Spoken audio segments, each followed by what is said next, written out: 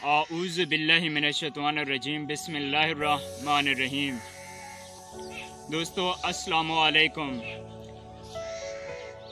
आज मैंने मौला अली अलैहिस्सलाम के फ़रामीन बताने हैं। चंद ये हैं। नहजुल बलागा में मौला अली अलैहिस्सलाम ने फरमाया, अगर दुनिया में सुकून होता तो लोग अल्लाह को भूल जाते।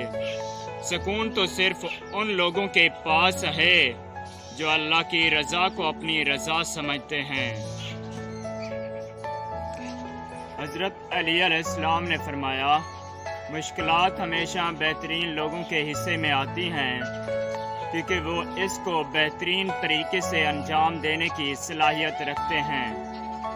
इंसान के जिस्म का सबसे खूबसूरत हिस्सा दिल है। अगर यही साफ ना हो तो चमकता चेहरा किसी काम का नहीं।